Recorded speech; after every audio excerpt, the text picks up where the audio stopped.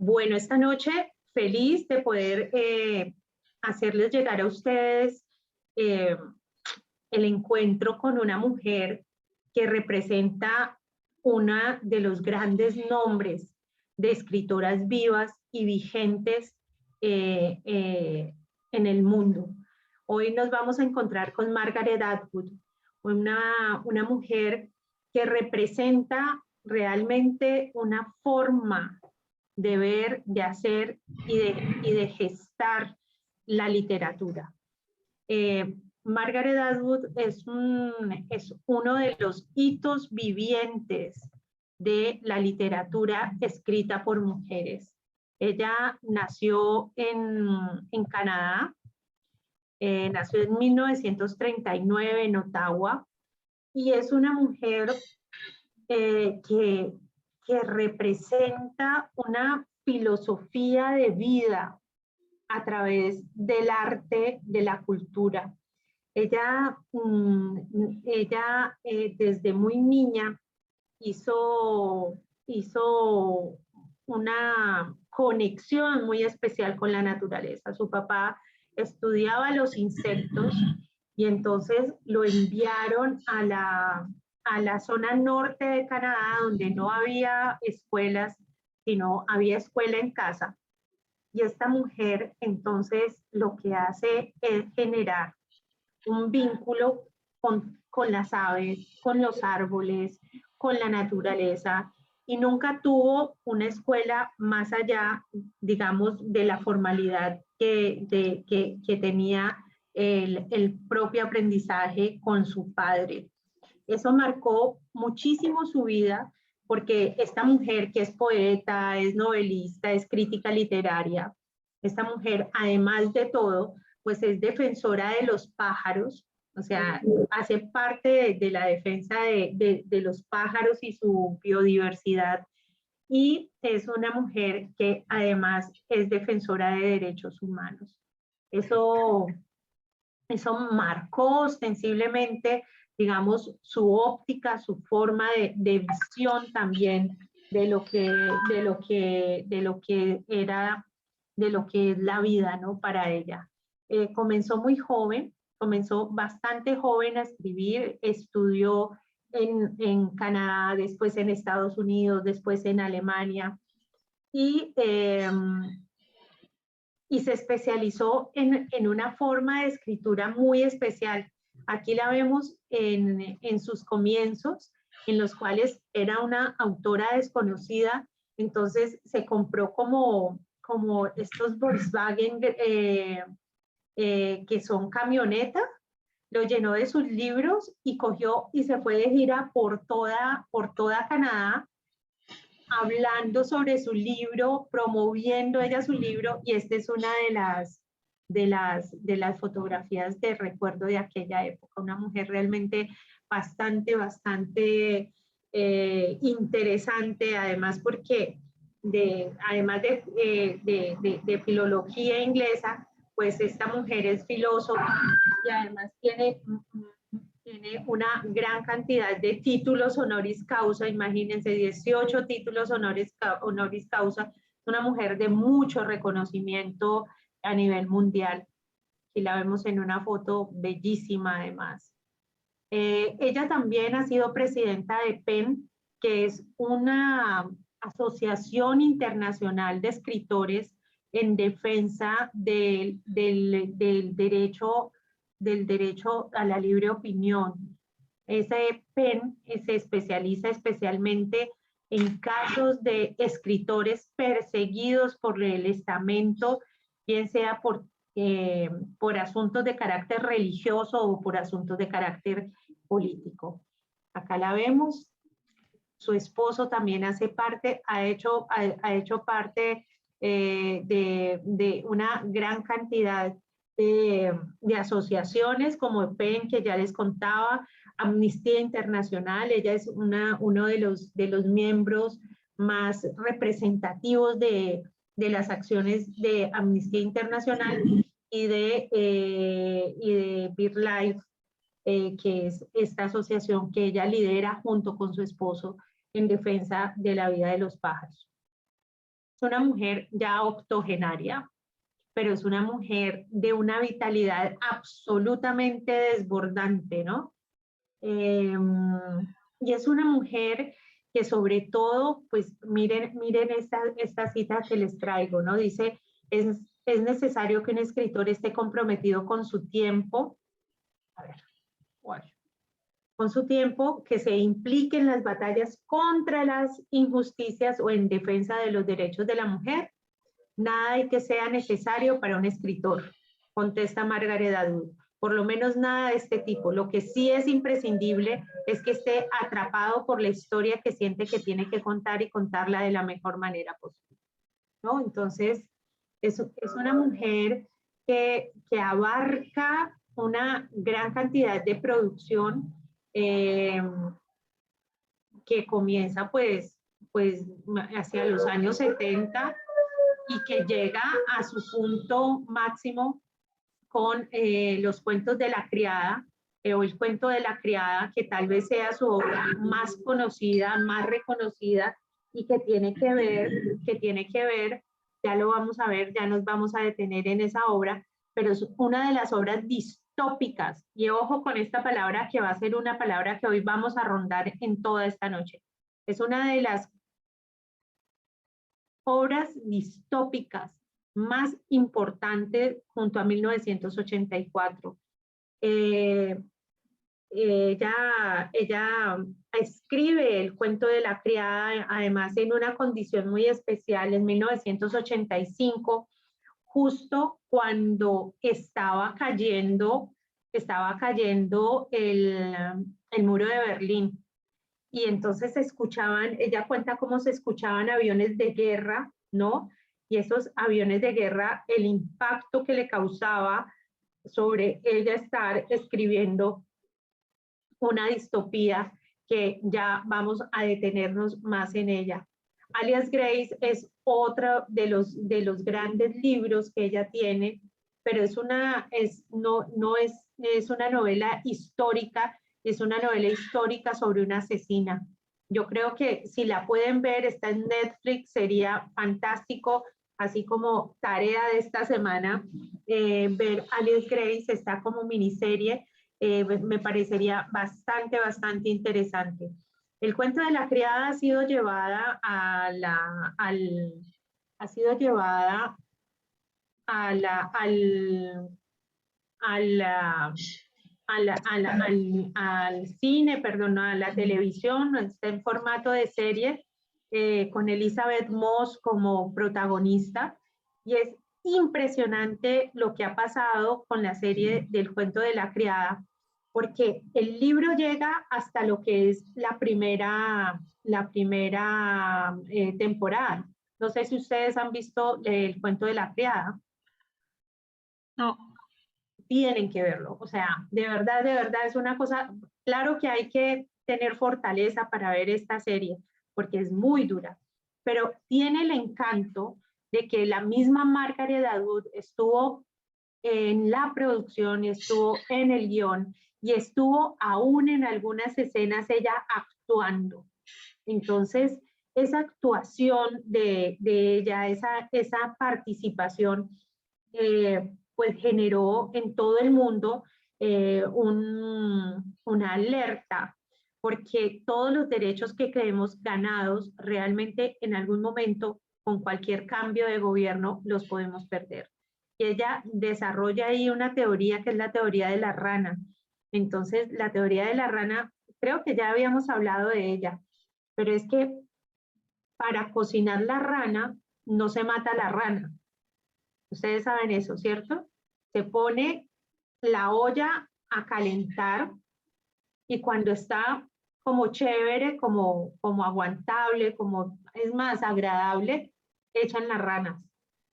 Las ranas nadan en el agua y no se dan cuenta cómo poco a poco le suben el calor y cuando se dan cuenta ya es demasiado tarde. Así que quien haya tomado caldo de rana o ancas de rana ya sabe cuál es el procedimiento. Ella extrapola esto a la sociedad y dice, esto es lo que hace el sistema. Ya no hay unas rupturas verticales en lo político, sino te calientan el agua y tú, sí, bueno, un poco más caliente, un poco más caliente. Y cuando vamos a ver, tenemos el agua acá y nada que hacer. Entonces, el cuento de la criada es importante para tenerlo, para además tenerlo como referencia a nosotras y además tenerlo como referencia de lo que son los derechos de nosotras como mujeres. Diana Catalina. ¿En Netflix o no? No, la que está en Netflix es Alias Grace y el cuento de la criada es de Paramount y no sé dónde está. Yo la vi en Olux, no sé, les voy a averiguar bien porque es una plataforma que no es muy popular dentro de nosotros, pero está el cuento de la criada y el cuento de la criada ya va, si no estoy mal, en la 4ª temporada, porque fue tanto y tanto el impacto de la historia que Margaret Atwood no pudo dejarlo ahí. Tanto que en 2019 presenta Los Testamentos, que es la segunda parte del cuento de la criada.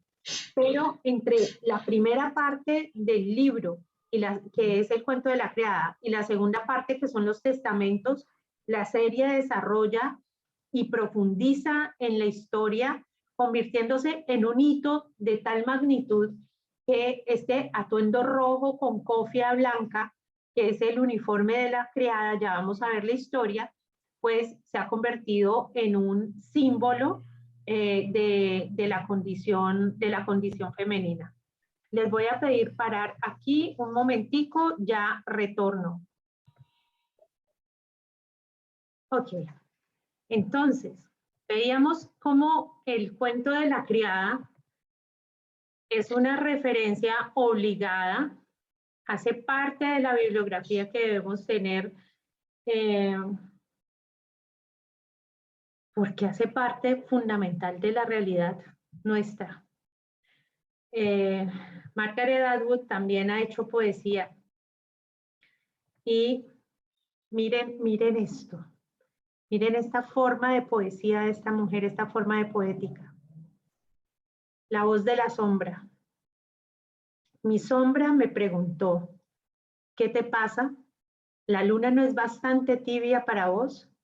¿Por qué necesitas el abrigo de otro cuerpo cuyo beso es moho? Alrededor de las mesas de picnic, las manos de color rosa vivo sostenían sándwiches desmigajados por la distancia. Las moscas se arrastraban sobre la dulzura del instante. Vos sabés lo que hay en esas mantas. Afuera, los árboles se doblan bajo el peso de los chicos que disparan sus armas.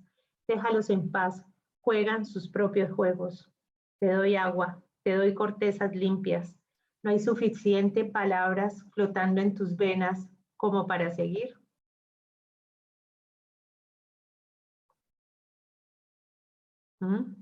Te doy agua, te doy cortezas limpias. No hay suficientes palabras flotando en tus venas como para seguir. Por favor. Cosa tan hermosa, ¿no? ¿Por qué necesitas el abrigo de otro cuerpo cuyo beso es moho? ¿Sabes el nombre de este poema en inglés? No. No, pero seguramente no es difícil conseguirlo. En inglés hay muchísima más bibliografía de Margaret Atwood, por supuesto. Muy bien. Hay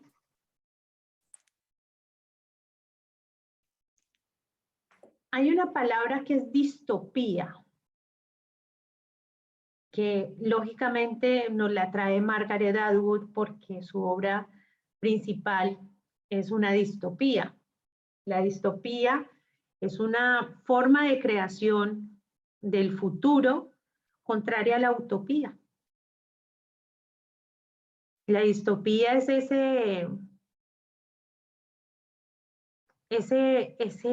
esa cosa terrible que puede pasar en el futuro. Y es muy revelador cómo las historias que hemos recibido en los últimos años, la mayoría son distópicas. Son historias que transcurren en un futuro, pero un futuro absolutamente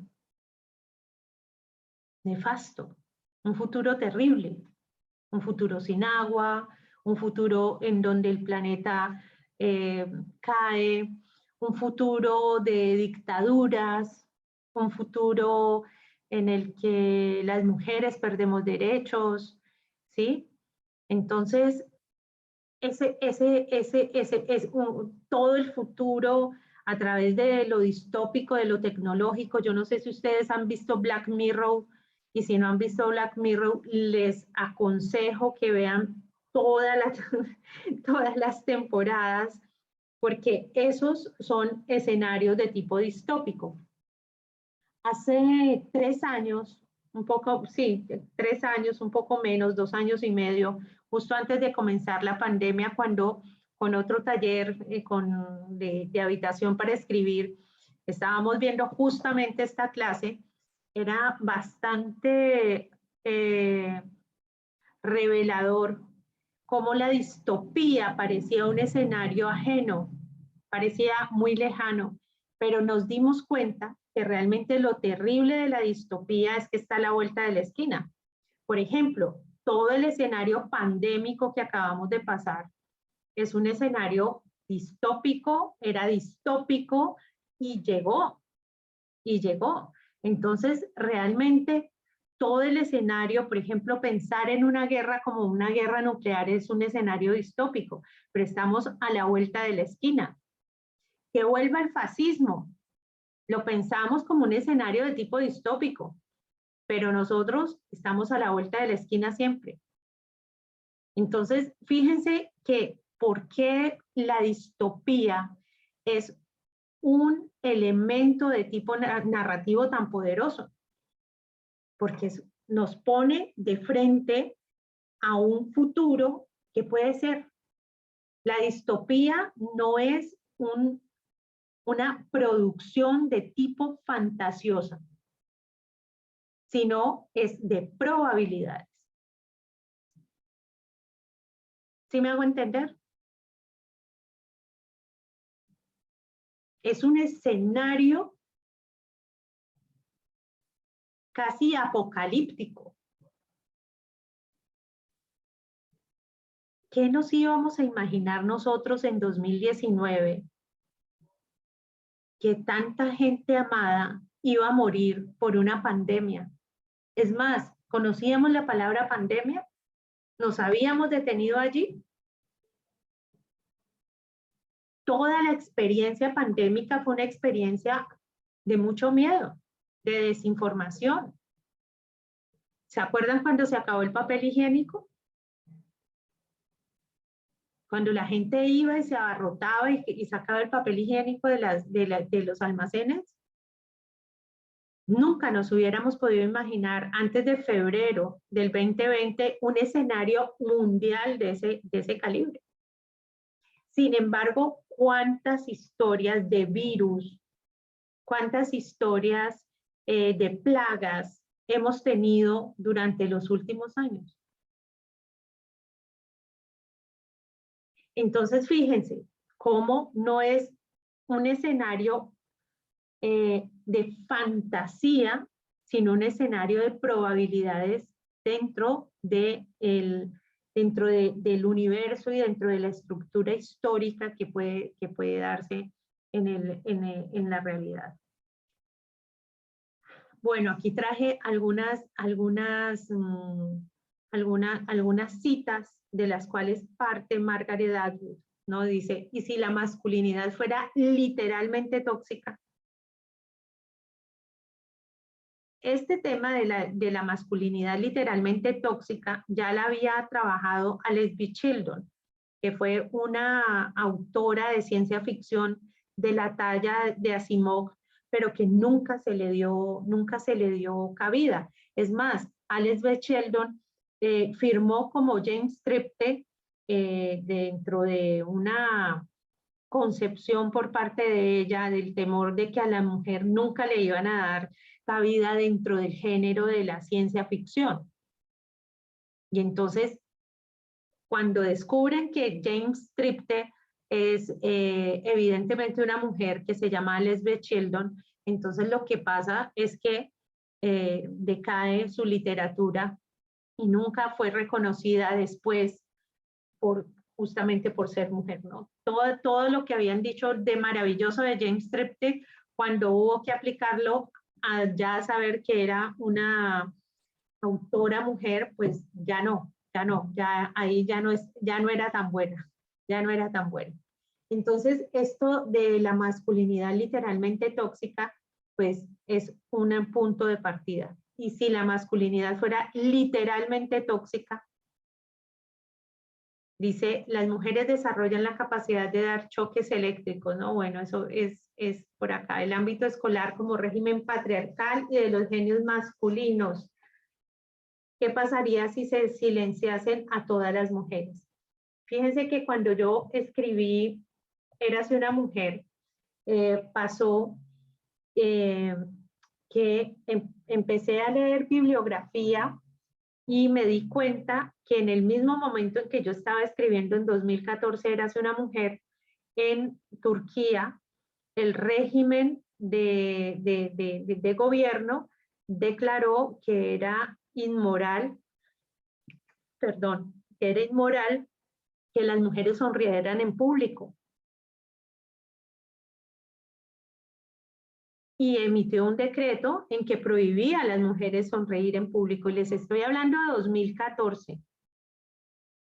Porque uno lee esa historia y esa historia parece una historia del medioevo.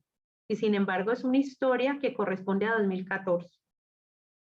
Entonces, es muy interesante que como escritoras nos planteemos este tipo de historias que tienen que ver con la altura de nuestro tiempo. Y Margaret Atwood se lo plantea con el cuento de la criada, en el cual la historia parte de que en determinado momento de la historia, y más o menos hacia 2030, los alimentos generan en los seres humanos algún tipo de condición de dificultad en la reproducción de una manera decisoria. Y son muy pocas las mujeres que quedan con capacidad de reproducción. Entonces, los Estados Unidos se parten y la zona colindante con Canadá queda bajo un régimen de tipo teocrático, en el que todo se da a partir y textualmente a partir de los mandatos de la Biblia.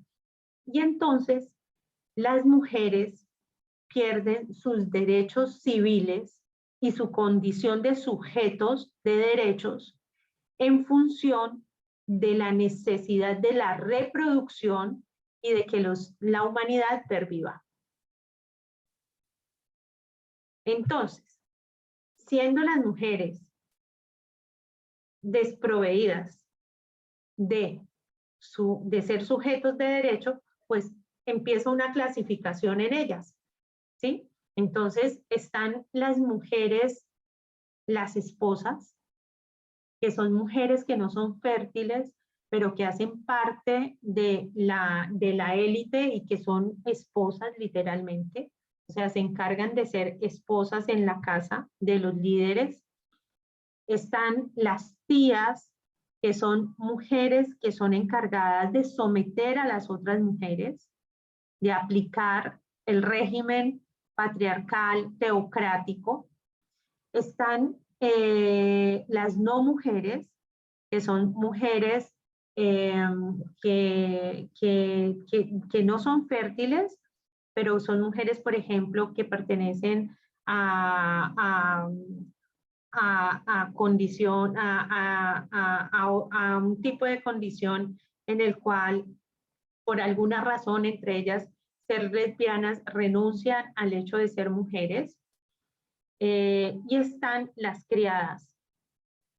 Las criadas son mujeres que pueden reproducirse y estas son las mujeres más sometidas porque estas mujeres son vientres que circulan dentro de las casas de los líderes de la sociedad y son vientres en el cual cuando tienen los hijos, estas mujeres deben entregarle los hijos a las esposas y las esposas son las encargadas de criar los hijos. Ellas pierden el derecho hasta su nombre y se llaman como se llama el dueño de casa. Entonces, por ejemplo, June, que es la protagonista de esta historia, cuando va y vive en la casa de Fred, se llama de Fred. No tiene derecho a nombre. O sea, ni siquiera tienen derecho a nombre. Tienen los hijos y de ahí se supone que se lo dan a la esposa y la esposa los cría. Y alguien tiene que hacer el oficio de la casa, esas son las martas, que son mujeres que ya son mayores y son mujeres que se dedican únicamente al cuidado de los asuntos de casa. Imagínense. ¿Qué es lo grave también de esto y qué es lo que nos pone en alerta en la historia de la criada, el cuento de la criada? Que todo lo que Margaret Atwood cuenta en esta historia ya sucedió. Ella no se inventa nada. Lo que hace es que empieza a conocer la estructura de la Biblia y prácticas sociales en diferentes países, regímenes, políticas, religiones, estados, etcétera, y los junta y hace como un compendio y de ahí sale las prácticas y la política de ese estado que se llama Gilead. Por ejemplo, esto de que las criadas tienen los hijos y se los dan a la esposa, ella lo saca de la dictadura argentina, en que a las detenidas políticas que quedaban embarazadas, les quitaban los hijos y se los daban a las casas de los militares y de los torturadores. Justamente las abuelas y madres de la Plaza de Mayo se han dedicado a rescatar estas criaturas que fueron arrebatadas pues del vientre de sus madres, ¿no? Que generalmente después pues, fueron asesinadas. Entonces, miren que lo terrible de la distopía es eso, que ya pasamos por ahí, pero lo terrible de la distopía es que puede volver. Entonces, en ese sentido se vuelve casi pues un cuento de horror, ¿no? Un cuento de horror. Y es increíble cómo necesitamos de la distopía para poder tener una visión de lo que puede suceder en el futuro de los seres humanos y cómo la utopía, que es su otro lado, pues su otra cara, aparece tampoco. Muy bien, ¿conocían a Margaret Atwood? ¿Han oído el cuento de la criada? ¿Conocían de eso? ¿Cómo les llega la información?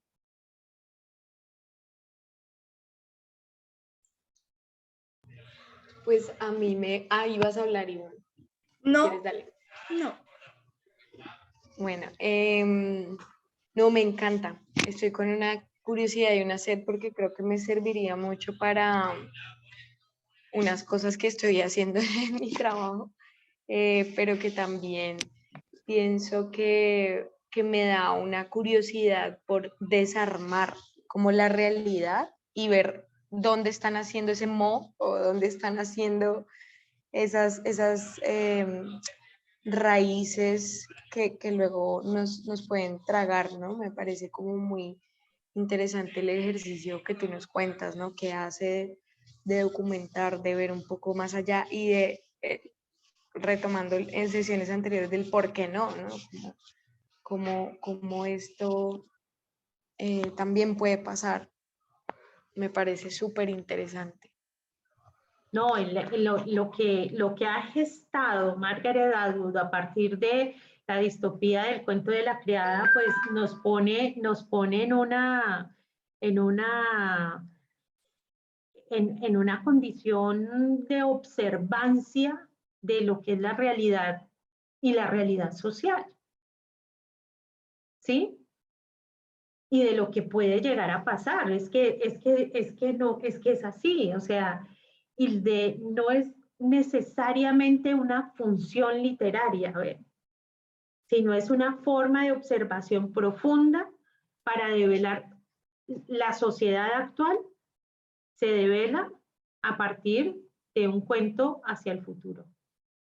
Fíjense que hay tres palabras que me gustaría que nos detuviéramos: distopía, utopía y ucronía.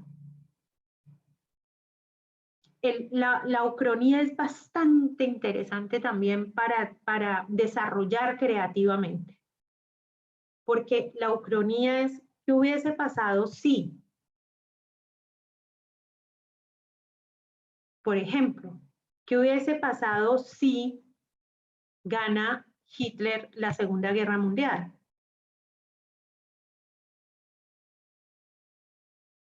¿Qué hubiese pasado si fueran los imperios de la Via Yala que hubieran llegado a Europa o a Asia?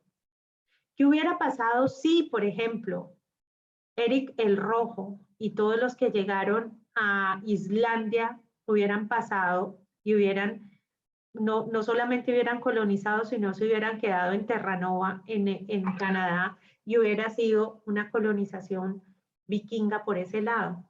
¿Qué hubiera pasado? Sí. ¿Qué hubiera pasado si en el caso, por ejemplo, del Perú, qué hubiera pasado si Atahualpa y Huáscar no estuviesen divididos, sino hubiesen estado unidos?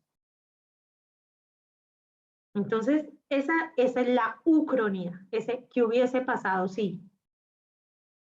Y la utopía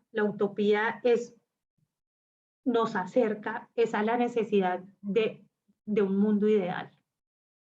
¿Cómo sería un mundo ideal?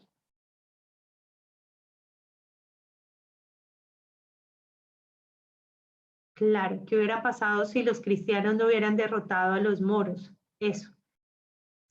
¿Qué seríamos? ¿Qué seríamos? Seríamos algo diferente. Seríamos algo absolutamente diferente. Y la distopía nos pone hacia el futuro y hacia un futuro temible. Hacia un futuro que nos puede dañar, que nos puede vulnerar. Entonces, fíjense que son tres espacios en donde el tiempo histórico como escenario de una historia, pues es muy importante. En el cuento de la criada, cuenta Margaret Atwood la historia de June, una mujer común y corriente que tenía un marido, que tenía una hija y que empieza a sentir los cambios políticos, pero ellos están ocupados trabajando, ¿no? Y en su vida personal, ¿no? Entonces, poco a poco fueron calentando el agüita. Entonces, de las primeras cosas que pasan, ¿qué es? Que las mujeres ya no pueden planificar sin el permiso de sus maridos. Entonces dijeron, bueno, pues entonces le tocará al marido ir y firmar, ¿cierto? ¿Sí? Va el marido y firma, porque pues, ¿qué más vamos a hacer? Después llegan y dicen, no, es que realmente sí es una inmoralidad toda la práctica de diversidad sexual que hay en este país y por ellos no nos estamos reproduciendo. Entonces, los gays no tienen lugar, porque los gays, así sean, no quieran tener hijos, tienen que tener hijos, porque es que no están, decayó toda la tasa de natalidad. Entonces empieza la persecución contra los gays. Entonces todo el mundo dice, pues sí, pues es que biológicamente pueden, pues que tengan hijos, ¿cierto? Y después sacan otro decreto y dicen, ¿sabe qué? Vamos a hacer cuentas únicas familiares. Entonces las mujeres que trabajan no van a recibir su sueldo, sino que van a ir a una cuenta única familiar y entonces hay esa medida. Y todo el mundo, bueno, pues ¿qué se va a hacer? ¿No les suena familiar? Nos calientan el agua, ranitas, nos calientan el agua. Estamos en ese punto en que nos calientan el agua y no sentimos. Cuando ya vamos a sentir es que ya hay unas medidas de las cuales son muy difíciles zafarse. Entonces, ¿qué tiene también Margaret Atwood? Que así como Ana María Matute es maestra de la economía del lenguaje, esta mujer es la maestra en la construcción de los personajes. Esta mujer es tan absolutamente cuidadosa de la creación de sus personajes que los conoce de una manera al derecho y al revés, pero además transversal. No es lo mismo haber nacido en 1972 que en 1992. Y no solamente por la edad, sino como productos históricos los seres humanos. Y esa intersección que hace ella entre la historia de sus personajes y la historia social y política es absolutamente genial. Genial. Y ella conoce presente, pasado, futuro, todo de sus personajes. Aún de los personajes incidentales. Aún de los personajes incidentales, esta mujer se ocupa de conocer. ¿Cómo les llega?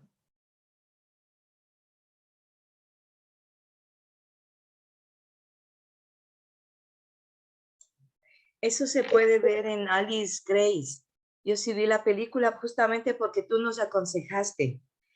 Y increíble cómo esta mujer, digamos, que está encarcelada, habla también al psicólogo y va contándoles historias, pormenores, digamos, de detalles, de cosas, y es riquísima en la variedad, porque en un momento le cuenta algo, pero después también le cuenta otra faceta. Es decir, que el psicólogo se queda sin palabras de la forma tan, ¿cómo será? Como una fuente, que ella habla de ese personaje, pues que es ella misma, ¿no?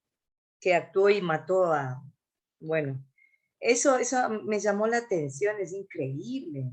Es increíble el conocimiento del tiempo, cómo el tiempo atraviesa los personajes, cómo esos personajes se nutren de todo lo que está pasando de todo lo que está pasando en el tiempo. Es decir, los personajes son el tiempo histórico. Y es una cosa fantástica. Los personajes son el tiempo histórico en la obra de Margaret Atwood. Es decir, uno de esos personajes no puede haber sido producto sino de su tiempo. Y eso se ve de una manera poderosa, potente y genera pues una visión muy interesante, porque termina causando una denuncia que no está planteada dentro de su intención estética, pero la estética lleva a la política. De una manera genial, de una manera genial. Bueno, y hoy yo estoy que me hago con ustedes entonces un ejercicio en que miren, nos vamos a dar 30 minutos y ustedes van a situarse en una ucronía, en una utopía o en una distopía. Vera, tengo una pregunta. ¿La ucronía puede ser también familiar o eso ya no se llama ucronía? ¿O solamente es a nivel de grandes, pues, de países, de naciones? ¿Cómo es eso? No, se puede, claro, claro. Ese que hubiera pasado sí vale también en pequeñas sociedades como la sociedad familiar, claro que sí. Claro que sí. Es que nos situemos en una ucronía, una utopía o una distopía o en las tres Sí. cosas. No, escojan una de las tres y desarrollenla lo que más puedan. Un escenario distópico, una historia en un escenario distópico, una historia en un escenario utópico o una historia en un escenario ucrónico. Entonces, la ucronía va hacia atrás. Y el escenario ucrónico siempre tiene que comenzar con que, ¿qué hubiera pasado si? No, no, no, es simplemente la puesta en escena de una historia en la que pasó algo que no pasó. O sea, en la que en una disyuntiva, en un punto de disyuntiva histórica, pasó lo contrario a lo que tenemos nosotros como cierto, como historia. Ya. Nos vemos a las 8:30. A ver hasta dónde alcanzaron y vamos a compartir entonces o utopía o ucronía o distopía, con la que se sientan más cómodas, con la que conecten en este momento. Y ojalá tengamos las tres, que cada una construya y en conjunto podamos ver las tres. Yo igual les voy a presentar una mía también, que es personal, que tiene que ver con lo que Ivonne nos preguntó. 8:30 nos vemos. 8:30. Imagínense un escenario distópico. Inspírense en lo que acabamos de atravesar. Pero la utopía ya sí es para nación, ¿no es cierto? Para un espacio grande, no, Sí, no es sí. familiar, ¿o O qué? sea, ¿No es cierto? sí. Y la distopía igual, Sí. ya.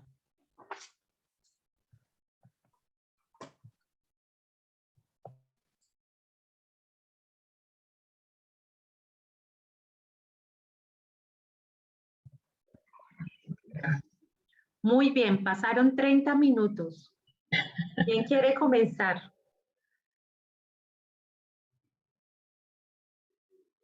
Yo hice una ucronía ¿Hiciste ucronía? personal. No, ucronía personal. Muy bien. Escuchamos. A ver, si no me hubiera casado a los 21 años, hubiera viajado por el mundo y probablemente no hubiera querido casarme nunca. Tampoco hubiera tenido a mis hijos, pero como no los hubiera conocido, no tendría la pena que siento ahora de solo pensar en eso. Si no me hubiera casado a los 21 años, seguramente no sería la persona que soy ahora. Sería otra muy distinta, tal vez más feliz, con menos achaques y menos canas. No lo sé. Hubiera podido estar más tiempo con mi papá, tal vez ayudarlo un poco y así él no se hubiera ido de esta vida tan joven. Me gusta pensar que de no haberme casado a los 21 años hubiera podido ser más yo misma y no la que él quería que yo sea. Si no me hubiera casado a los 21 años, tampoco me hubiera quedado en casa de mis padres. Hubiera salido de allí para conocer otros mundos, otras vidas. Hubiera hecho todo lo que no hice a los 20 y quise hacer a los 50, pero ya no pude. Pero en fin, nada de eso importa, porque como dicen por ahí, hubiera y hubiese son tiempos cojudos.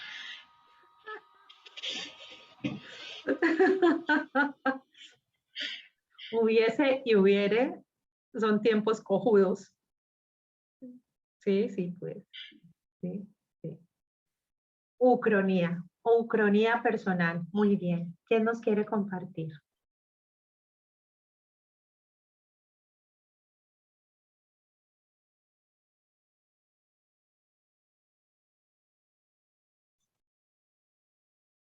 Yo A sigo ver, con yo, una ucronía. dale, dale, dale. ¿O no, Tom, Jimena? Dale tú. Ah, bueno, listo. Qué pena, bueno. Es que como estoy en el celular no había podido ver. No, pues yo me divertí mucho, pero no lo terminé. Entonces seguramente no se va a entender muy bien. Pero bueno, ¿Qué nada. elegiste? ¿Ucronía, utopía o Esto distopía? es como una distopía. Sí, Bien. sí. Ahí está muy chistoso. Bueno, ahí sí. Cuando ganó Rodolfo Hernández, la inversión de las ciencias militares se disparó. El general Palacio, formado en Israel, jugó un papel importante para que esto sucediera, pues su unión con Miss White, una mujer judía formada en Oxford en ciencias biomédicas, logró capturar su corazón, pero además toda su atención política. Al general Palacio le brillaron los ojos cuando observó los campos reverdecidos de Minnesota, Estados Unidos, el imperio de la soya K3 y el salmón gigante, que ahora alimentaba a 150 millones de personas en el continente africano y que era propiedad de la familia de su millonaria esposa. No se asuste por el olor, intente no respirar hondo. Es nuestra particular forma de trabajar. Lo que va a ver usted aquí hace parte de nuestro secreto de Estado, dijo Sir Dawson, primo de Miss White y subordinado primero del área de Ingeniería Espacial de Alimentos. De repente dejaron de ver los campos verdes y empezaron a sumergirse en las entrañas de la tierra. Palacio sintió un olor fétido, como a cadáver, en severo estado de descomposición, y no pudo evitar controlar su expresión de arcada. El tractor blindado en el que iba el equipo de Dawson parecía resbalar conforme descendía. Pero vamos para el mismísimo infierno, pensó con algo de sopor mientras se secaba el sudor con la manga. Observaba que el tractor hacía su trayecto entre paredes de rocas, tierra y arenilla, debidamente organizada conforme el tiempo. Se impresionó al ver la cantidad de colores que tenía ese corte transversal tan perfecto de la tierra, a la vez que sintió molestia por la intensidad de los olores. Ya vamos a llegar, dijo Dawson, después de 3 horas de descenso. Por favor, prepárese. Esto ni siquiera lo sabe Kate, mi prima, su esposa. De repente la tierra se abrió en un inmenso mar de tierra absolutamente negra, de la cual surgía una enredadera color rojo sangre, sostenida por finos tubos de luces rojas. Es la plántula madre que quitará el sueño de la humanidad, dijo Dawson, también con sangre en los ojos, mientras extendía un enorme traje de escafandra y unas inmensas y pesadas botas negras. Hay radiación en el suelo, producto de la corriente marina que viaja de Japón. Ha sabido llegar hasta los 4.500 metros bajo la tierra, donde estamos en este momento, dijo una de las acompañantes de Dawson, a quien no pudo verle la cara porque mantuvo puesta su escafandra durante todo el camino. Palacio que, quería tocar con su índice esa raíz color rojo carmín. Espere, una sola gota de eso le quitará el sueño en lo que quede de su vida. Aún estamos probando esto, aunque ya hemos ofrecido unos cuantos especímenes a los industriales rusos y chinos que tienen a sus trabajadores en los transatlánticos. Los rendimientos de estas empresas han sido más que sobresalientes y han planteado la compra masiva para sus estados, le dijo uno de los empleados cuya escafandra tampoco dejó ver su rostro, y Dawson agregó, aunque tendremos que reservarnos su distribución, pues nuestra primera aplicación será para los soldados latinoamericanos que viajarán a Omán en 2030 a proteger las reservas de petróleo mundial. Y ahí voy. Muy bien, muy bien. Todo un escenario distópico. Muy bien. Te viene muy bien la distopía. Sí, Es qué increíble, susto. sí, es increíble cómo te calza la distopía y cómo da la posibilidad de hacer una gestión de imaginación. Y lo terrible de la distopía, sabemos que está a la vuelta de la esquina, y la distopía, lo terrible que tiene, porque se vuelve tan catastrófica, es porque no es una fantasía, no es un escenario fantástico, sino un escenario posible. Ahí tienen esa herramienta para trabajar la ucronía, distopía, utopía. Nota marginal, yo creo que necesitamos más utopías. Miren, nos vienen con los zombies desde los años 80, con las catástrofes apocalípticas, con todo la narrativa apocalíptica ambiental, etcétera, etcétera, etcétera. El ejercicio de la imaginación también necesita de la utopía. Pero ya sabemos que los finales felices no son muy populares, que ahorita lo que vende es el final trágico, ¿no? Y especialmente en la literatura, y ese pacto con lo trágico, con el drama. Bien, Diana y Ivonne. Yo hice la ucronía. Hiciste ucronía también. Sí, y dice así: entonces cogí la mochila, guardé las pocas ropas que tenía, estaba lista. Había esperado un año leyendo cada día las epístolas del Papa VI y la denominada encíclica Populorum Progresso. La comunidad religiosa me esperaba en San Salvador. Solo querían escuchar el consentimiento de mi padre, y él, antes de perder su voz, estando enfermo, dijo: sí, hija, anda con Dios. Si ese es tu anhelo, yo te acompañaré siempre. Anda. Cargaba en mi mochila, con cuidado especialmente, los cassettes de Monseñor Arnulfo Romero, mi cuaderno de notas, las cartas de Diego, El Principito y un solo vestido para los domingos de misa. Contar cómo llegué a San Salvador, a la comunidad religiosa, es muy largo. A pie, en buses, avión y canoa, pero llegué, y en 15 días. La comunidad de la Asunción estaba en un pueblo muy al interior de San Salvador.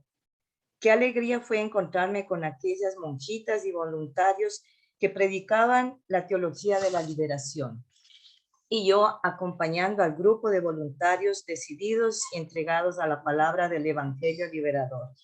Lástima que solo pudo ser por 5 meses.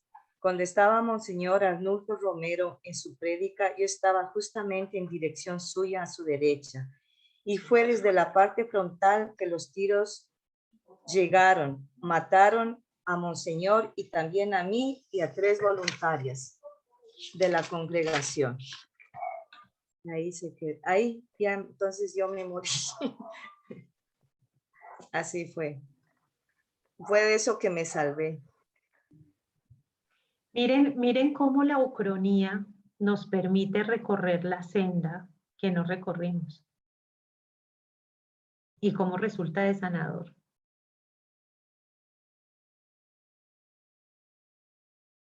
Si mi papá no me decía, yo no te doy permiso, y porque él estaba justo enfermo y luego murió en un mesecito, y él me dijo: no, yo no le doy permiso, usted no se va para allá. Entonces cambió toda mi vida. Ahí cambia tu vida. Los puntos de inflexión en la vida es hacer esa bifurcación, ese nudo que hay allí, en los puntos de inflexión, irse por lo que no pasó, es muy interesante, es muy interesante. La ucronía.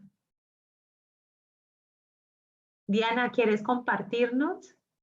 Sí, pero tengo una pregunta. Digamos, la distopía tiene que ser una cosa que puede pasar, pero que tiene elementos de la ciencia ficción, o que No. tiene elementos, o, no, o tiene que ser todo lo más, o sea, que hay que hacer de Bueno, cierta manera cierta investigación para que ciertas cosas sean sostenibles.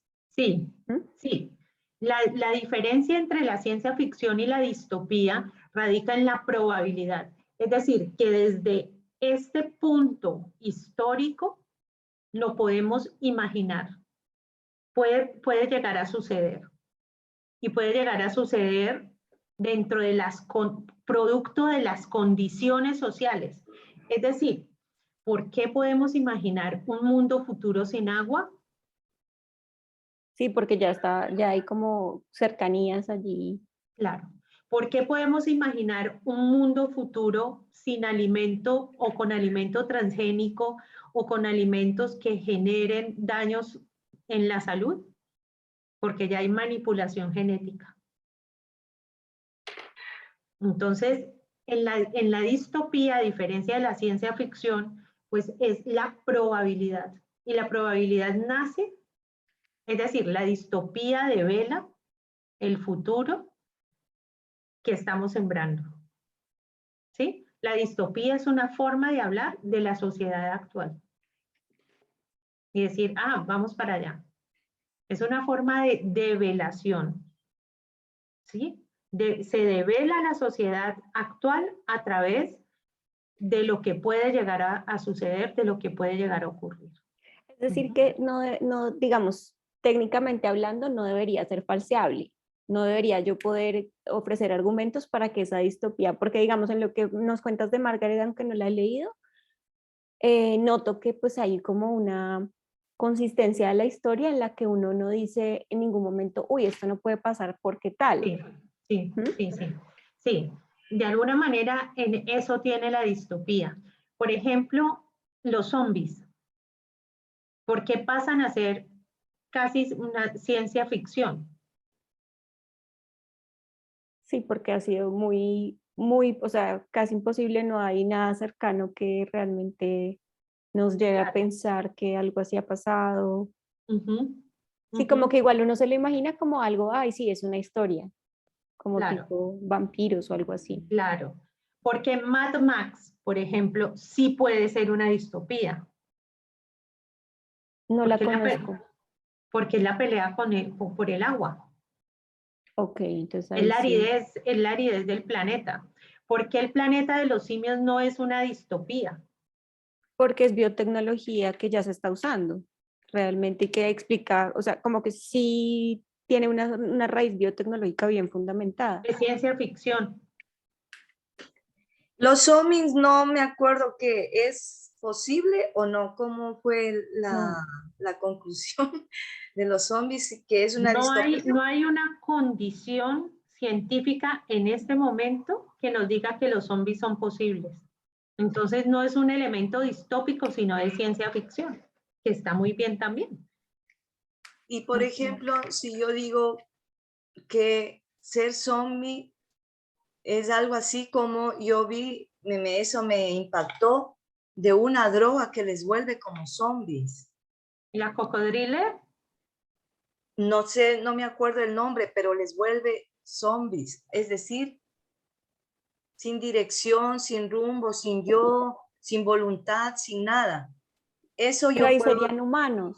Es que Serían en realidad la historia de los zombies es que son personas que se han muerto y que de muertos se levantan y son malos y matan gente y comen gente, qué sé yo. O sea, la condición para ser zombies primero es morirte. Eso no sabía ese detalle. Claro, gracias. No sabía. Son los muertos vivientes. Bien. Ahora sí, gracias. Claro, todavía no tenemos algo así. Entonces, por eso, como no hay una probabilidad cercana o una probabilidad comprobada, pues entonces pasa a ser ciencia ficción, que también es un género que, hágame el favor. Entonces verá cómo, por ejemplo, la historia de Jimena, qué cosa hace que sea distopía esta parte de que entran a las entrañas de la tierra y la planta con tallos de sangre, o qué sé yo, eso más me pareció mi ciencia ficción. ¿Te parece más? Bueno, habría que entrar a hacer el análisis, ¿no?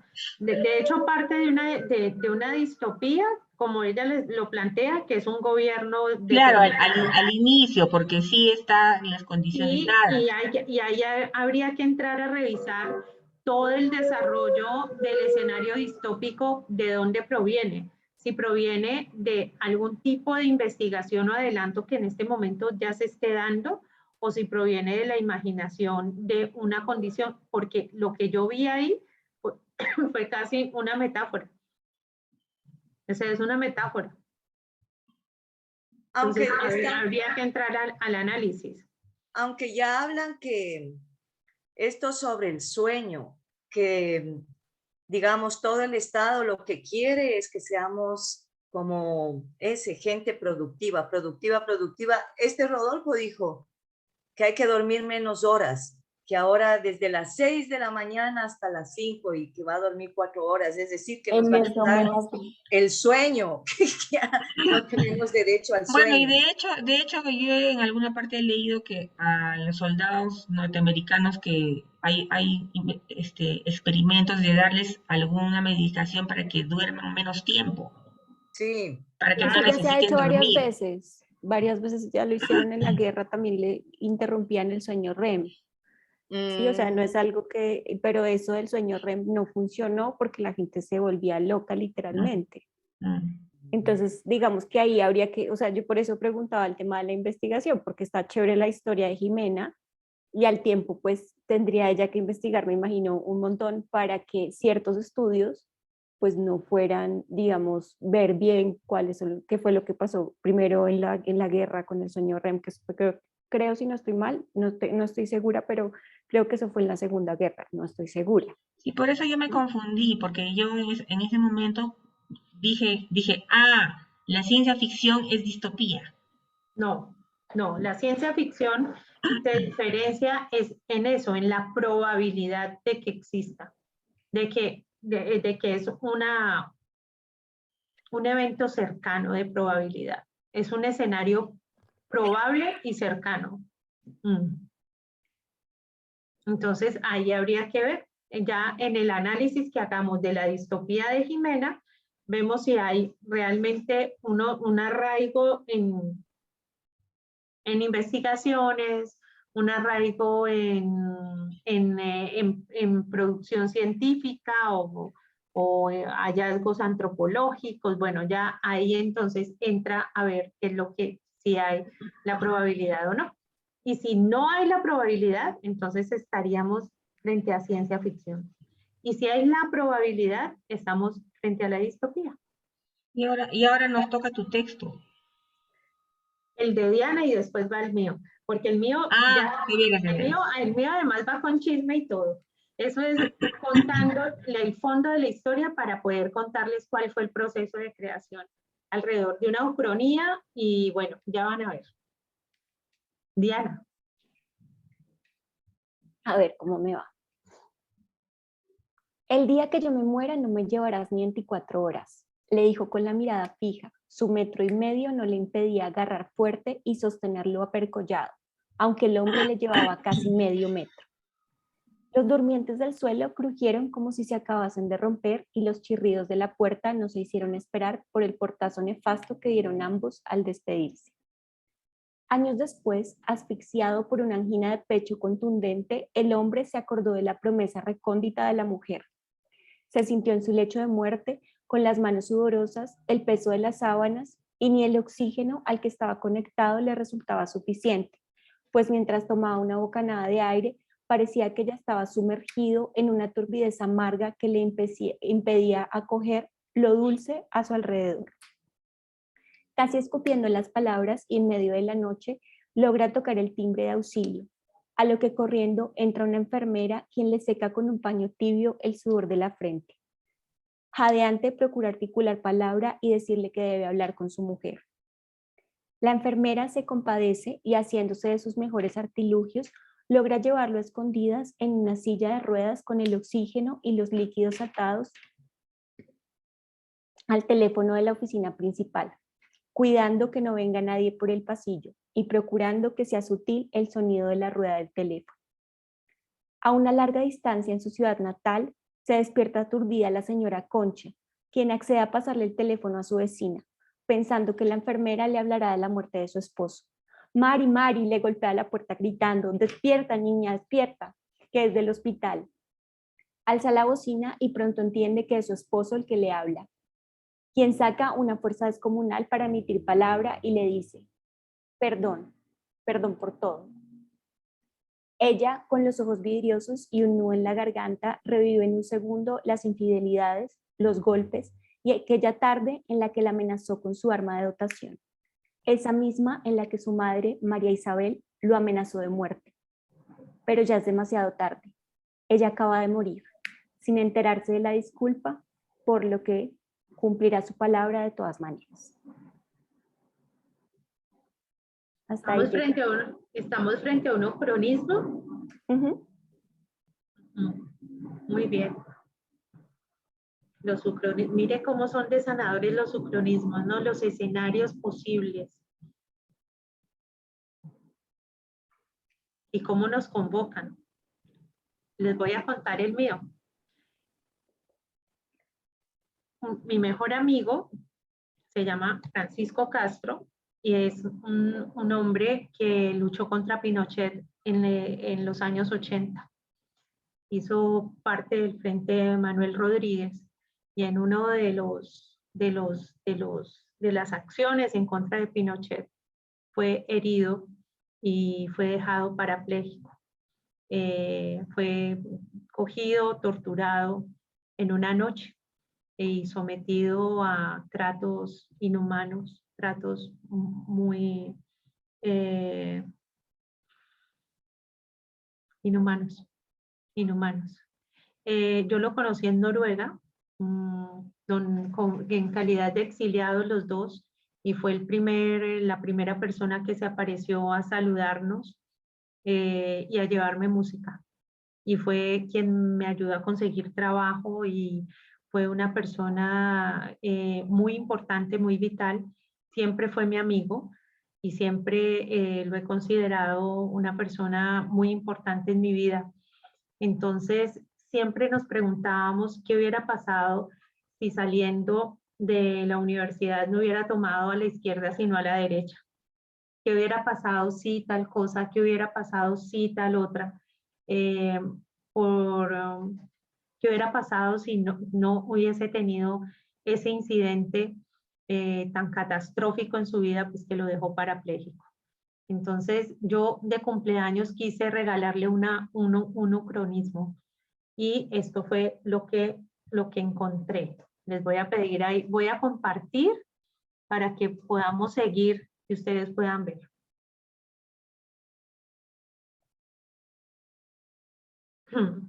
Azul octubre. Partir por mi patria sometida y por ti mi bien. Vals de Melgar. Al cruzar el parqueadero de la Escuela de Ingeniería, José sintió en sus vértebras el chispazo que antecede la certeza del peligro imperativo.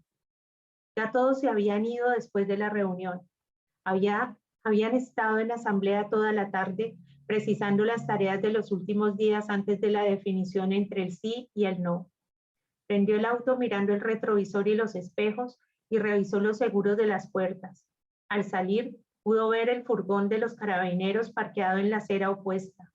Iba rumbo a casa, pero en esas epifanías que salvan, giró a la izquierda en la Emiliano Zapata para entrar a la dorsal a la Panamericana Norte hasta tomar la ruta 5 con dirección a Mapul.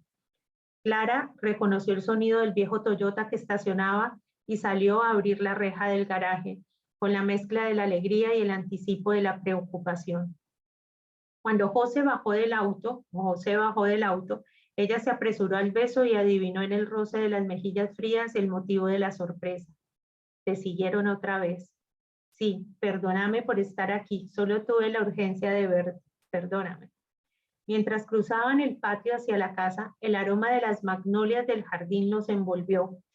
Clara se adelantó un poco abriendo la puerta para que José entrara. Al fondo de la sala, la abuela de Clara estaba sentada con la mirada fija en la tele. José batió su mano en saludo, pero ella lo miró sin verlo. El buen Sebastián corrió a subirse en él, meneando la cola, haciendo fiesta por la llegada. Ya le di de comer a la abuela, así que llegaste en punto para la cena. Llamo a casa para que Lailín no se preocupe. Mientras Clara servía la comida, José llamó a su casa, habló con su mamá, que siempre guardiana del teléfono, tenía la maestría del lenguaje en clave, como intrincado laberinto secreto que lo protegía como mantra. Estaban interceptados, no había duda, al menos desde septiembre del 86. Croquetas de jurel y fritos de coliflor, para chuparse los bigotes, dijo acercándose a la mesa. Sabes que te amo, ¿no? Deje usted esas cursilerías que me dan miedo. Y entonces José habló más de lo que comió. Habló de las reuniones del día con la Federación de Estudiantes, de los radicalismos, de los rumores a un día del plebiscito. Clara lo escuchaba atenta, pero no podía dejar de distraerse siguiendo cómo sus labios finos arqueaban las palabras que quedaban resonando con la fuerza unada de sus manos que se batían en el aire. Qué bueno que te llames José, dijo Clara, como cuando se escapan los pensamientos. Todos los hombres importantes de mi vida se llaman José. Eso fue cosa de mi padre, no tengo ninguna gracia en ello, aclaró sonriendo. ¿Todo bien en la biblioteca? Lo mismo de siempre, ¿sabes? Demasiado silencio para mi gusto, pero la gente tiene algo nuevo, algo que bate por dentro, que aunque calle, se puede ver. Creo que ganaremos. Mientras José se quedó revisando los apuntes del día, Clara fue al cuarto del baño y arregló el desorden. La tina con agua caliente demoró en llenarse, así que alcanzó a doblar la ropa limpia y a perfumar con lavanda el espacio. Mira que bañadito te ves más bonito. ¿Tanto se nota? José se sumergió como si fuera un vientre tibio y flotó casi ingrávido. Cerró los ojos por un largo tiempo y solo los abrió para percatarse de la luz de la desnudez de Clara. Entró a la tina para enjabonar la tersura de su espalda y anudarlo entre las piernas, mientras él descansaba recostado en la suavidad de sus senos. La luz eléctrica se cortó como ya era costumbre por esos días. Clara salió presurosa hacia la cocina a buscar las velas y los fósforos. Cuando la abuela vio el reflejo del candil, quiso pararse del sillón, que era su universo. ¿Ya viene Pepe? No, abuela, esta noche tampoco vendrá Pepe. ¿Y Eloísa? Tampoco, viejita, tampoco esta noche vendrá. Vamos a dormir. Al volver al cuarto del baño, Clara le alcanzó a José una toalla que le dio la vuelta a su cintura. Se miraron en el espejo empañado de lavamanos y sonrieron al reflejo de la imagen, como si fuera una polaroid para el reverso de sus párpados. En la habitación, José se extendió en la cama desnudo como una rosa náutica espléndida, señalando todos los destinos posibles. Clara bajó al austral punto de sus pies fríos para besar con besos azules el calcio de sus huesos que crujieron con el paso de la humedad dulce. ¿Estás bien?, preguntó ella. Sí, contestó él estremecido. Ella subió por las columnas de sus piernas con besos violetas, mientras lo miraba sonriente camino al norte con destino a la comisura de su boca anhelante de besos rojos como sus banderas, deseosos de la danza sincrónica de las lenguas que se baten en el deseo liberado. En el intermedio, ella se sumergió en su mirada benévola y él pudo sentir el aleteo de las pestañas de ella que le traían brisas de otras constelaciones. Ella besó los ojos de él entonces con besos olivas que lamieron sus orejas retoñadas en cogollos de placeres que rodaron por el pecho hasta su sexo imantado que penetró en ella en medio del estrépito silente exhalado desde sus entrañas de miel. El buen Sebastián esperó a que durmieran para acomodarse en el medio. Con la hora azul de la madrugada, José besó la frente de Clara. Estaba vestido con la ropa del día anterior. ¿Vas a la sede del comité? Es miércoles, la abuela tiene terapia. Voy a votar y después llegaré. Dame coordenadas para no perdernos. 7 de la tarde, Fuente Neptuno, como siempre. Clara se quedó en cama retozando con la voz de José en la corola de su piel, la sombra de sus manos dibujando las líneas sinuosas de su cuerpo que abrían sus convexos en flama. A pesar de la tensión y el desorden, el día pasó sin mayores sobresaltos. La terapeuta llegó. Clara pudo votar y pasar de ida a la Fuente Neptuno por la Biblioteca Nacional para dejar listas algunas cosas atrasadas del trabajo. A las 7 menos cuarto comenzó a caminar por la O'Higgins, pero en el cruce con la Santa Lucía, el corazón le dio un vuelco y comenzó a correr hacia la fuente, subiendo los escalones de 2 en 2. lo que quiero que sea, lo que es, lo que pudo haber sido, lo que nunca será, lo que fue y lo que será, lo que pudiera ser, lo que querré algún día que haya sido, lo que quise que fuera, lo que a pesar de mí se obstina en ser, lo que siempre soñé que fuese un día. Las cuentas son exactas. Yo soy el resultado. De Raquel Lanceros. Eva se detuvo largo tiempo en el punto final del párrafo, cuando Clara subía por las escalas de la fuente Neptuno y su corazón arreció. Había comenzado a escribir la historia de José y Clara como un conjuro en ucronía ficcional que devolviera a Antonio al punto de quiebre de los quizás. Quería escribir para alterar el orden del misterio de la vida y de alguna manera ponerlo a salvo. Había querido cambiar simétricamente los acontecimientos de manera que fueran tejiendo otro paralelo que arrancase de las fauces de la bestia, la carne, los huesos, la sagrada biología de él, como un acto de insurrección suprema, un no rotundo sostenido, un soplo alado, lo suficientemente fuerte como para contener el alud, un manifiesto de desobediencia contra el destino o la trampa efectiva del juego de dados de cualquier dios o todo dios que se hubiese atrevido a dictar el sino que lo lastimó. Dejó el cursor del ordenador titilante en el punto y se echó a llorar. Se sirvió una copa de vino que bebió a sorbos que se confundieron con sus lágrimas y prendió un poco de palo santo para aclarar la mente.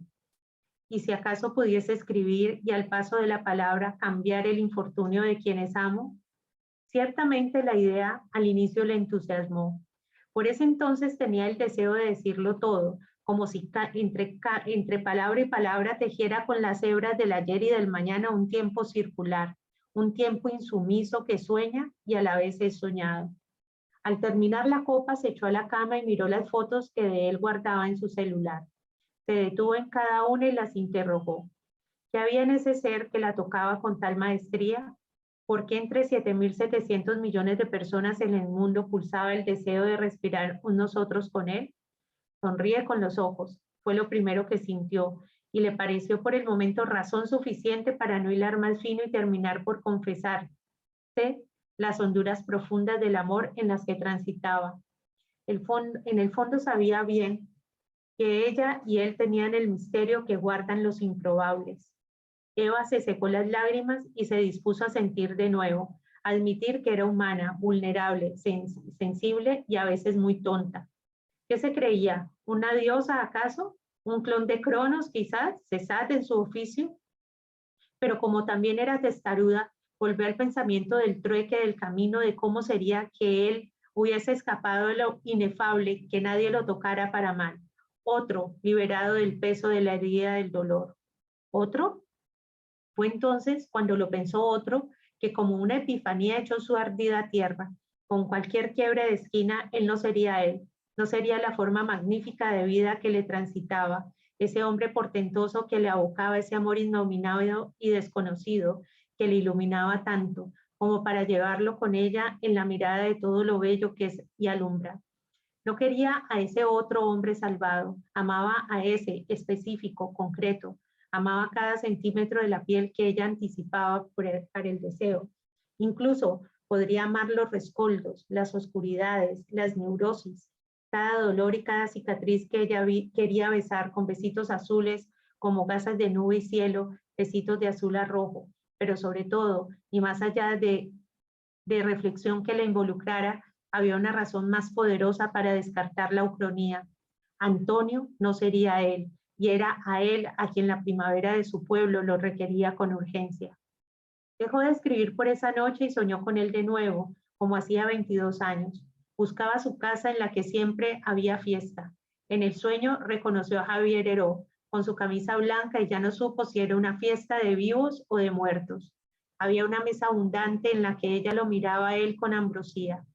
Despertó con el rumor del mediodía que subía hasta su apartamento. Tomó un poco de café caliente y ella, que desconfiaba de los finales felices, comenzó a escribir una utopía como un regalo de cumpleaños. Le amaba, sin duda, desde el día que lo vio, cuando lo reconoció como un alma de su alma buena. ¿Cómo? Apenas lo sabría. Muy bien. Y ahí sigue la utopía. Y Clara se quedó con él. No. Clara no se quedó con él, ni Eva tampoco se quedó con él. En la utopía sí, pero ese es el sentido del ucronismo, ¿no? Llegar, no cruza a la izquierda donde queda su casa, sino se va a la derecha y se va a la casa de una mujer que en lugar de los milicos meterle la cabeza en la tina, es esta mujer que le prepara la tina, que le hace un baño, ¿no? Con olores, que lo abraza y él se siente en un vientre ingrávido. Realmente cada uno de los sucesos que ahí está es en paralelo el suceso contrario y espejo de lo que le pasó esa noche.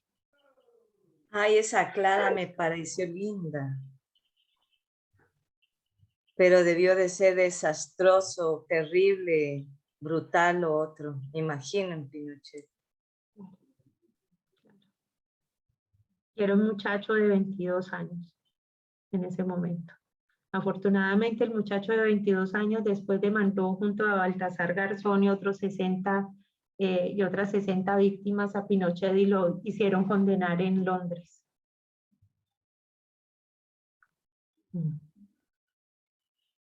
Pero es la reflexión de Eva. O sea, ¿por qué le estoy escribiendo una ucronía a este hombre? ¿Por qué quiero salvarle de lo terrible? Si lo terrible también lo conforma. La tentación de escribir, de salvar al otro a través de la escritura, ¿no?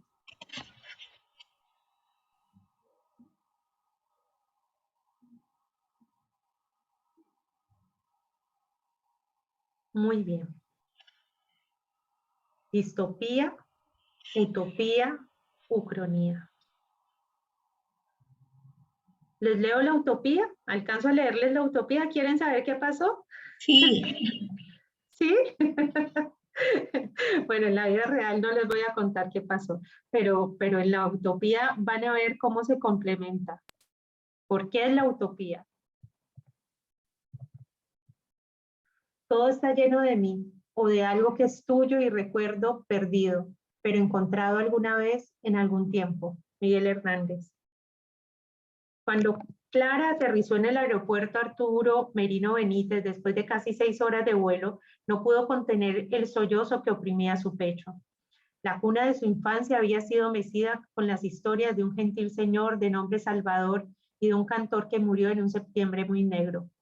También el sombrío dictador había sido parte de sus fábulas, como un personaje de terror con el que había aprendido a odiar a sus propios tiranos.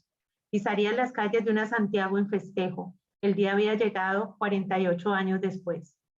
Al bajar del avión y recoger sus maletas, pasó la aduana con éxito. Como la experta contrabandista de semillas que era, llevaba maíz ritual, palo santo y algunas hojas frescas de coca. Se detuvo para cambiar algo de dinero. Le conmovió ver en un billete de 5.000 a Gabriela Mistral. Tal como le había aconsejado, tomó un taxi oficial y fue directo a su alojamiento, un apartamento que había escogido en Airbnb por su vista espléndida hacia la cordillera que esperaba aún estuviera vestida de blanco. El taxista era un hombre casi simpático, que no perdió la oportunidad de adivinar por su acento su procedencia y de contarle acerca de la maldad de sus paisanos. Clara apenas lo escuchaba y atinaba a disculparse como si fuera ella acaso parte de la mafia de la que, por el contrario, había sido víctima. Tomaron la costanera norte desde el Armando Cortines hasta llegar a la avenida Santa María, hacia el Cerro Santa Lucía. Clara estaba expectante, sintiendo la velocidad en la autopista. Es el río Mapocho, ¿lo alcanza a ver?, le dijo el taxista, y comenzó un tránsito largo en el que Clara intentaba sintonizar su oído para entender y contestar lo poco que el viento de la ventana abierta y la tensión le permitían contestar. A lo lejos se dibujaban montañas, como si fuera una acuarela difusa. El taxista hacía sus veces de guía turístico y de entrevistador y, perdone la dama, Viene de turismo o de trabajo. De pronto quedó atrás el paisaje rural y comenzaron las casitas a anunciar el paso hacia la ciudad y llegaron las grandes avenidas hasta el destino final. El taxista cobró lo acordado y se despidió como si fuese conocido de hace tiempo. Paulina, la anfitriona del apartamento, estaba atenta a la llegada de Clara y la dejó instalada después de hacerle las advertencias debidas y darle como parte de atención un cargador de patas redondas. Ya sé que lo agradecerá, le dijo, y así fue. Le dejó anotado su teléfono personal y la clave del Wi-Fi, lo que necesite. Cuando Clara quedó sola, le vino todo el cansancio del viaje y la vigilia de madrugada. Puso a cargar su computador y su celular, se metió a la cama tibia y se quedó dormida. Soñó con José de nuevo, como hacía 22 años, buscando su casa en la que siempre había fiesta. Reconoció a Javier Heró con su camisa blanca y entonces ya no supo si era una fiesta de vivos o de muertos. Había una mesa abundante en la que ella lo miraba a él con ambrosía. Despertó con el rumor del mediodía que subía hasta el final del edificio. Desde la ventana de la sala, la vista de la cordillera emergió con sus tintes ocres que llegaban al violeta, tan diferentes a los verdes de sus montañas paramunas. En la vista del lado contrario del apartamento, la bandera de la estrella solitaria ondeaba en lo alto del cerro. Finalmente estaba allí. José, estoy en Santiago, le escribió al WhatsApp, seguido de varios corazones. Qué alegría, pero ¿cómo es eso que no me avisaste? Hubiera ido por ti, acentuó con un emoticón sorprendido y otro de besos. Te comparto ubicación. ¿Nos vemos esta noche? Escribió seguido de un anjalí mudra. Paso después de una reunión con el comando. Qué alegría, llegaste. Llegué. Hubiese querido llegar en marzo para la posesión de Hadwe, pero ya sabes, aquí estoy para celebrar lo que viene. Además, todo en Chile pasa en octubre. Clara se puso zapatos cómodos y se echó a andar por la O'Higgins, buscando un supermercado y una floristería. Encontró todo con facilidad, un poco de esto y de aquello, pescado, champiñones, maíz, huevos, un checklist del que era diestra en su oficio de crianza de otros. Se detuvo en los vinos y entonces se dio cuenta lo poco que sabía ella, que venía de la tierra de la caña, de la naturaleza de la uva. Ella, tan heredera de Fernanda del Carpio, que creía que el vino blanco se tomaba de día y el vino tinto de noche, pidió consejo y llevó Pinot Noir Nacional, un Merlot de reserva y una Isla Negra, solo por el buen gusto de la referencia a Neruda y porque combinaba Carmener y Cabernet Sauvignon. En él compró magnolias frescas. Con memoria de elefanta volvió al apartamento. El reloj la apremió y puso al horno un jurel con aceite de oliva, limón y hierbas, mientras rebozaba la coliflor y dejaba la ensalada lista. Dispuso las flores y las velas aromáticas en el mesón de la cocina, en la mesita de la sala en la habitación. Después se bañó largamente y se detuvo en la aplicación minuciosa del aceite perfumado en todo su cuerpo y en la crema que no conseguiría domar su cabello. Decidió no venderle artificios y se puso poco maquillaje. Sus 50 años estaban allí, con ella, como una medalla de mérito que no podía ni quería negar. Dudó qué vestido ponerse y al final eligió uno negro, cruzado, que ciñó a su cintura con su chumpi ritual. Me tardo un poco. Aquí no acaba, escribió José. Aquí estaré, contestó ella con un emoticón sonriente. Clara aprovechó el tiempo para contestar correos. Publicó en su Facebook una fotografía de la caída de la tarde sobre los edificios del centro en un hilo de historia que apenas comenzaría. Recorrió el apartamento rincón a rincón, abrió cada gaveta y quemó palo santo como parte de su ritual de nómada que hacía de cada parada a su casa. Cuando el portero anunció la llegada de José, ella trató de domesticar el carnaval que bullía en sus adentros, solo para parecer civilizada, pero no pudo contener el brillo desbordante de sus ojos y las manos frías que se unieron a las de él, también frías y sudorosas. Él besó largamente la frente de ella y se respiraron por primera vez después de más de dos décadas, que era como decir 2 vidas. Mira quién vino conmigo. El buen Sebastián entró corriendo, batiendo la cola, mientras Clara le acariciaba sus orejas y se miraron con ternura como viejos conocidos. Ahora sabemos quién será el alma de la fiesta. Entraron al apartamento y se dijeron algo así como qué bonita vista, mira qué impresionante, y José trató de enseñarle un poco sobre la ciudad vista desde un piso 23. Clara sirvió vino. Hablaron del viaje, del itinerario, de los días previos, de los preparativos para el plebiscito de salida a la constituyente, del ambiente de gozo que se respiraba a pesar de las faltantes, de los pulsos, de las pequeñas traiciones y las grandes inconsistencias. Clara fue hasta el cuarto para traerle a José los regalos que venían en su maleta, empacados con preciosidad. Aquí tenés, de la primera edición, te estuve guardando un ejemplar por derecho propio, en el que soy personaje, viene autografiado, por supuesto, y con notas marginales de la autora. Y aquí el de Manuela, en el que no sos personaje, pero terminé escribiéndolo sin saber si le hablaba a Bolívar o a vos. Te subrayé todas las frases que me nacieron para vos y que me perdone el fraude Manuela y Bolívar. Gracias. Siempre me gustó cómo escribías. De alguna manera por vos escribo. Ten cuidado. Ambos tienen el curso y legítimo detalle de las flores que recogía en el camino y te guardaba. Clara tomó aire y como quien tiene más tiempo, no, como quien tiene más que el tiempo de la agonía, le dijo, ¿sabes que te estoy amando? Lo sé. La cena está lista, hay jurel y frituras de coliflor. Para chuparse los bigotes, dijo acercándose a la mesa. ¿De tus manos? ¿Puedo ayudar en algo? De mis manos. Sirve más vino. Clara puso de fondo la lista de Spotify que habían hecho entre los dos el último año. José habló más de lo que comió. Habló de las reuniones del día con el partido, de cómo iba el país después de la elección del presidente, de los radicalismos, de los rumores a un día del plebiscito. Clara lo escuchaba atenta, pero no podía dejar de distraerse siguiéndolo como sus labios finos arqueaban las palabras que quedaban resonando con la fuerza unada de sus manos que se batían en el aire. Qué bueno que te llames José, interrumpió Clara, como cuando se escapan los pensamientos. Todos los hombres importantes de mi vida se llaman José. Nunca nadie más que tú me dice José. Es extraño, todos me dicen Pepe, pero me gusta el José en tu voz, como que el corazón salta. ¿Te quedas esta noche? Déjame le pongo un mensaje a Lailín para que no se preocupe, aún lo hace. Y entonces Clara se inclinó hacia él y lo besó por primera vez con la boca contenida desde la primera vez que lo vio en el porche del asilo de refugiados, en el que la vida los tejió contra todo pronóstico. Y él la besó de cuerpo entero, sin afanes y sin reservas. En la habitación, José se extendió en la cama desnudo como una rosa náutica espléndida, señalando todos los destinos posibles. Clara bajó al austral punto de sus pies fríos para besar con besos azules el calcio de sus huesos que crujieron en el paso de la humedad dulce. ¿Estás bien?, preguntó él. Sí, contestó ella estremecida.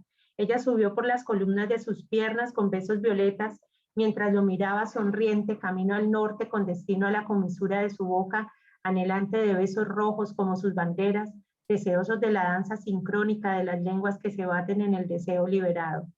En el intermedio, ella se sumergió en su mirada benévola y él pudo sentir el aleteo de las pestañas de ella que le traían brisas de otras constelaciones. Ella besó los ojos de él entonces con besos olivas que lamieron sus orejas retoñadas en cogollos de placeres que rodaron por el pecho hasta su sexo imantado que penetró en ella en medio del estrépito silente exhalado desde sus entrañas de miel. El buen Sebastián esperó a que durmieran para acomodarse en el medio. Con la hora azul, José besó la frente de Clara. ¿Te vas? No, solo te miro. Y su voz entró en la corola de la piel de Clara y sus manos dibujaron las líneas sinuosas de su cuerpo que abrían sus convexos en flama. Cuando Clara despertó, José ya no estaba.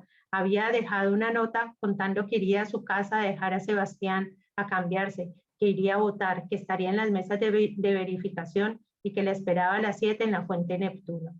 Clara salió temprano del apartamento hacia su cita en la Fuente Neptuno, así que se dio tiempo para pasar por la Biblioteca Nacional para revisar algunos documentos que tenía pendiente de investigar sobre María Luisa Bombal. A las 7 menos un cuarto comenzó a caminar por la O'Higgins, pero en el cruce con la Santa Lucía, el corazón acostumbrado además a la fatalidad, le dio un vuelco en su pecho y comenzó a caminar a pasos largos hacia la fuente, subiendo los escalones de dos en dos. Al llegar, respiró con alivio. Él y la primavera estaban allí.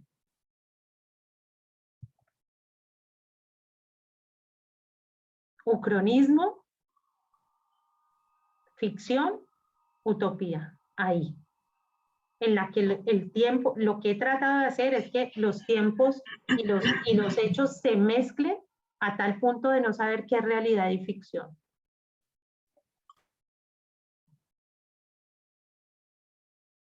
A ver, a ver. Eres una maestra.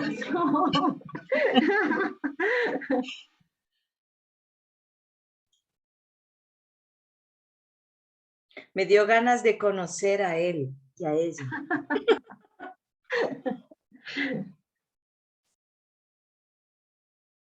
Sí, es un ser humano muy valioso, un muy buen amigo. Muy buen amigo. Quiero ser como tú cuando sea grande.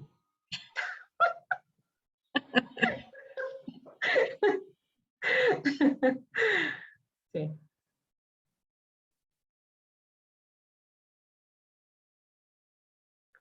¿Se nota el ucronismo?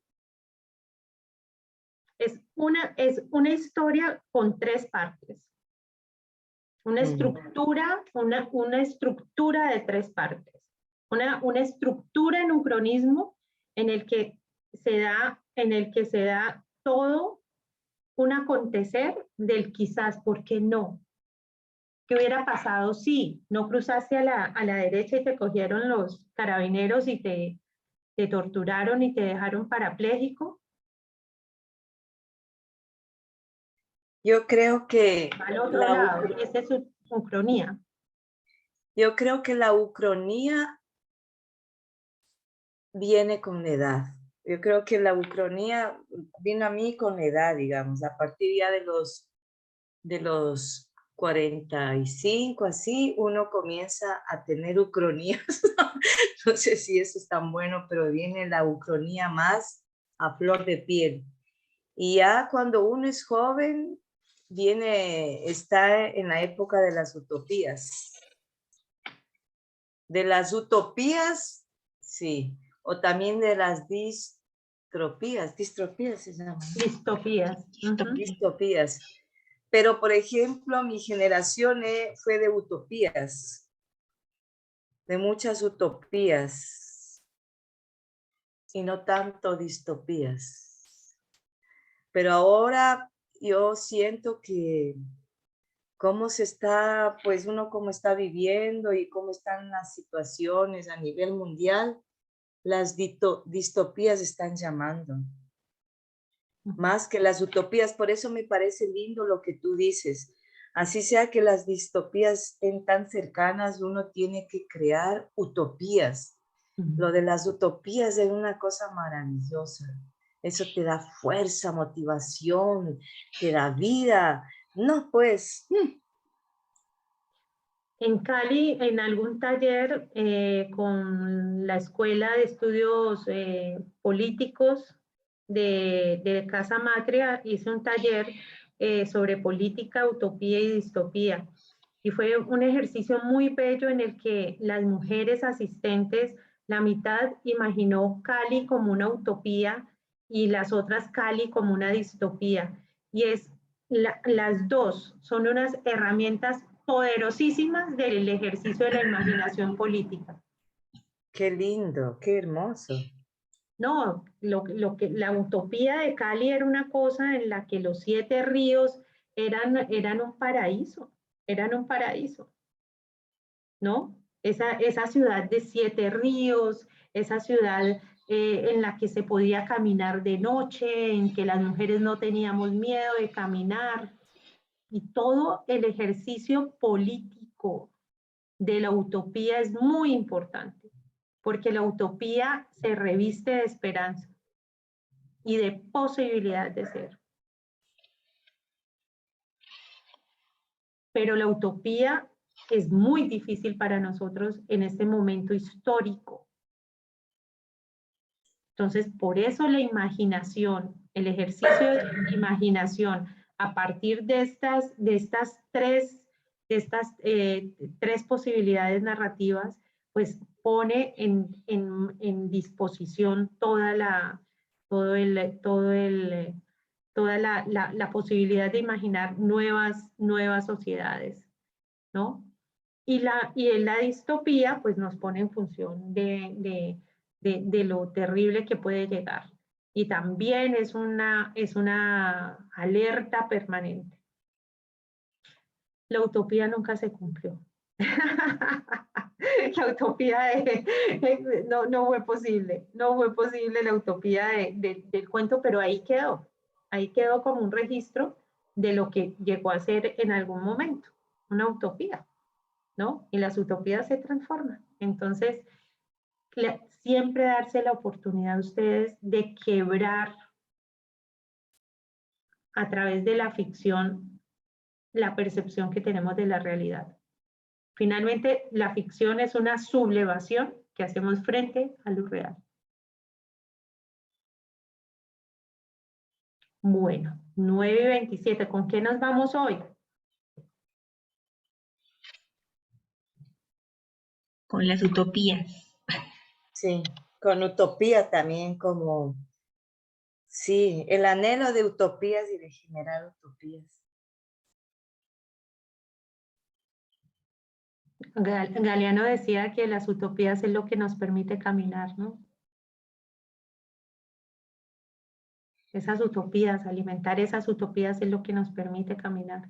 Y a mí me parece que no es gratuito, Ivonne, que nosotras hayamos estado en una generación de utopías y que haya venido la distopía como una narrativa relevante para las nuevas generaciones. Sí. Sí, así Entonces nos es. vamos con utopías. ¿Con qué nos vamos también?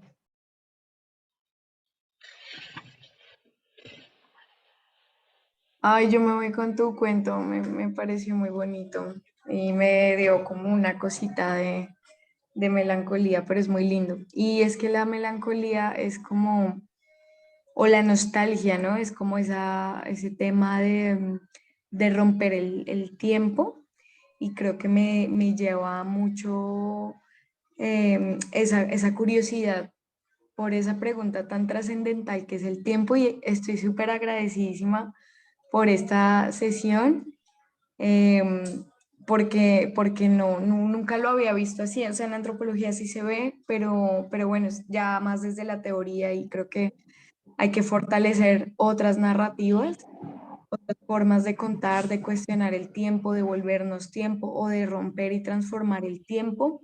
Recuerdo mucho un paisano NASA que decía, no, pues es que el pasado para nosotros está adelante. Y como que siempre he tenido esa pregunta por el tiempo y me parece maravilloso. Así que salgo de acá ya a pedir un libro de Margaret y bueno, quisiera, si puedes ver a anotar el libro el nombre de la otra chica que mencionaste, que es Alex B. Sheldon. Perdón.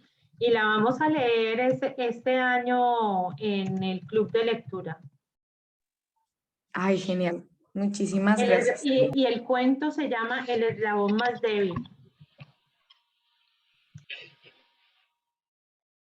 El cuento que ella hace, El eslabón más débil, es justamente una distopía en que realmente los hombres buscan ser letales, son letales para las mujeres.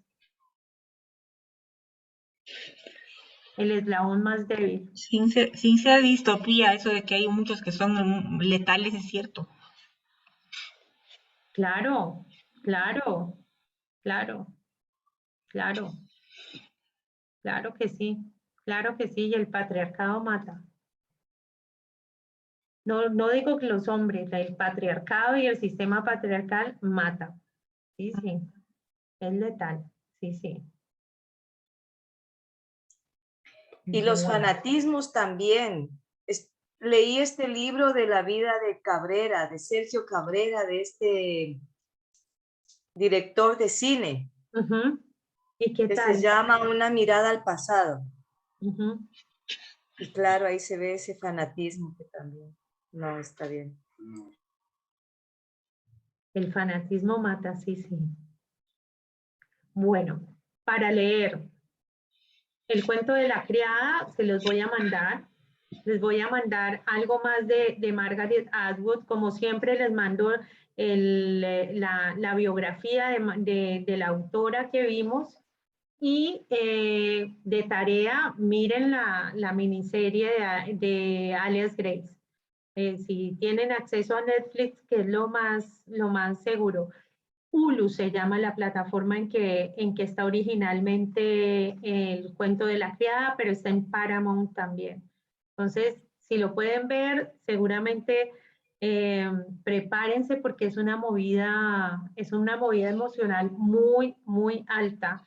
Y prepárense para ver también en medio del el primer capítulo de la primera temporada a Margaret Atwood actuando. Además, una actuación impresionante de Elizabeth Moss. ¿Cómo se llama? ¿Ules? En la plataforma. Hulu. Ulo. Hulu.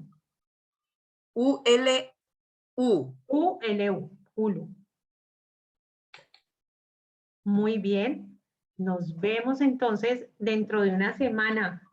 Y vamos preparándonos porque ya viene la semana, después de esta semana viene la semana de asesorías.